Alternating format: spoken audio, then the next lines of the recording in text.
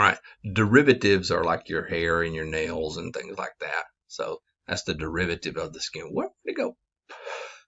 This happens early on in the embryological development, that these epidermal cells push down or grow down into the dermis, and that becomes your follicles, it becomes your glands and such, and it makes the nail beds and all of those things. So you have hair everywhere except you don't want it on your soles or your fingers because it causes you to slip. You don't have it on your lips or your nipples or such, or other areas. So in your axillary regions, in your groin regions, the face, the chin, the chest, places like that, that hair development is kind of under the effects of hormones, mostly the sex hormones, estrogen or testosterone and estrogen and such. So you have all you're going to get. You don't get any more follicles. Follicles can shut down and such, but you don't get more. You don't lose them and such. So hair is pretty fast growing. It's very or heavily keratinized. So, and your fingernails are as well heavily keratinized as well. So when you're looking at a hair, the part you see is known as the shaft. In the follicle, in the papillae, that is known as the root. The papillae is the bump. A papillae is a bump, and it's the vascularized. It's where the capillaries come up. That's that nutrient support is what causes those cells to undergo mitosis extremely fast. So attached to the follicle is this arrector pili muscle, and it works on your sympathetic parasympathetic system, if you will. You have oil glands, 2 to 3 per follicle. There is a nerve entwining on the end of each hair so that you can use it for sensing and such. Color depends upon the melanin located within the outer portion, or the cortex, if you will, of the shaft. And so you can have your different colors of hair. The texture, if you do a cross section and you look at the shape, each texture of hair has a little bit different cross sectional shape. And so you can see straight hair, wavy hair, or the really tight curly hair it's almost flat in its cross sectional makeup. Your fingernails and toenails and such, these are modifications. These are once again highly keratinized cells packed together there. Very similar to a hoof on a horse or a claw on a cat or a dog or whatever. So most all mammals have these. It's in us having a flat nail is more of a primate characteristic. You have very sensitive fleshy fingertips, and it kind of covers that up. So, but we use these nails and such. You can watch chimpanzees and all, you can watch people digging and picking and pulling things apart using our fingernails. So you have the matrix, and that is beneath. You don't see that and such, and that's part of that stratum basal. The part that you see is the plate, and you can go and watch videos on them treating ingrown toenails, and they will remove the plate, and then they'll use sodium hydroxide, I believe, and go in there, and they will kill the matrix, the nail bed as they call it and such, so that the nail does not grow back and cause the ingrown toenail. So adding things to your diet doesn't really affect your nails, but you can use the nails. Nail appearance is a good diagnostic of value. So if you look across it, it should kind of convex out, kind of bow out. And if it goes in, looks like a spoon and such, that could be an iron deficiency. If you look at the fingertips, if they look really clubbed or swollen, that's usually COPD or long-term low oxygen, long-term hypoxia and such. So it could be a heart issue. You're looking at your fingertips, such, it could be a heart issue. So, the glands. All right. So you have types of glands, and then right here, how they release their product. So holocrine, the whole cell breaks apart, releasing the contents. That's a holocrine. An example would be a sebaceous gland. These are the ones that release sebum, and this is what keeps your hair soft, pliable, waterproof. You don't have these oil glands on areas where you need friction. But the oil is an insulator, and having that oil on the hair, on the skin, is actually pretty good at keeping you warm, keeping you cool. It also helps with water evaporation. They can become overly active during times of our life, especially when the hormones levels are going haywire, if you will, and then that can clog up, or that can like add to, and then there's a bacteria that lives in that, and then the products of that in your body has a reaction to the bacteria, and then you get the acne. So a sediferous gland, a sweat gland, that's a big fancy name. Sudor is a fancy name for sweat. Now they release their products by just through exocytosis. Just kind of, it goes out in little bitty vesicles. So that's your sweat glands. So the cells are not broken up or damaged in any way. You have them in a lot of places, about 3,000 of them per square inch on your skin, lots of them, mostly on your palms and soles.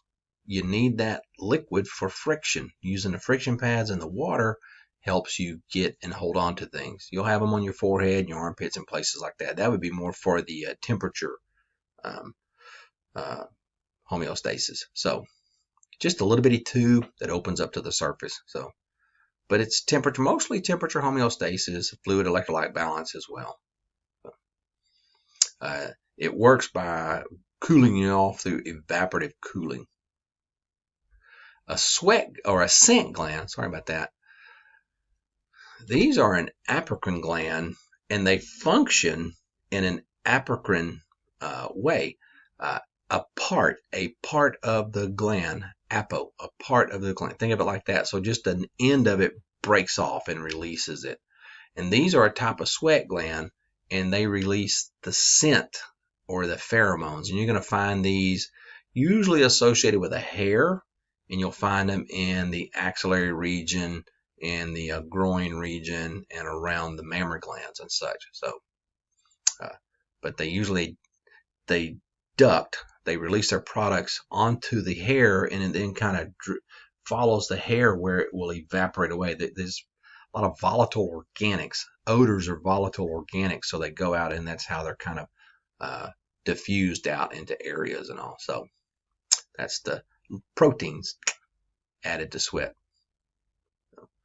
You can see there what kicks them off, what makes them work. It's usually a stress.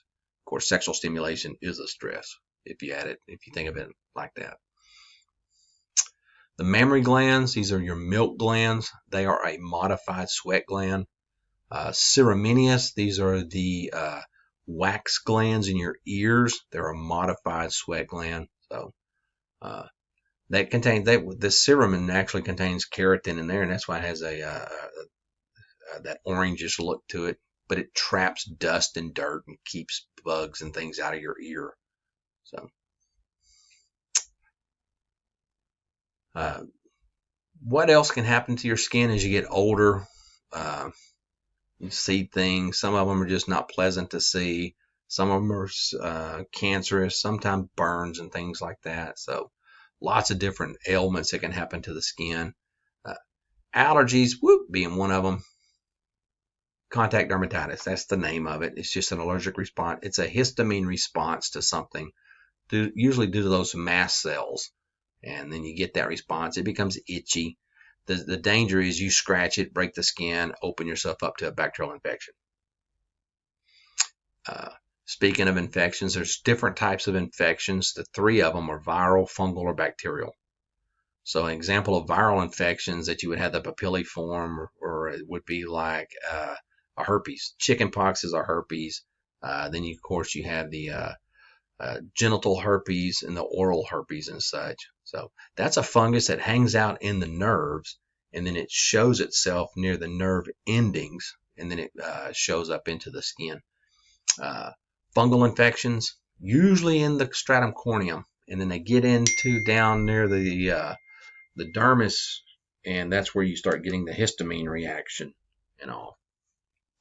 Bacterial infection usually into the hair follicle, and then that kind of creates these issues, and your body tries to wall it off, and it puts a big thing of connective tissue around it and all. So that's the boils and the carbuncles and the furuncles and all.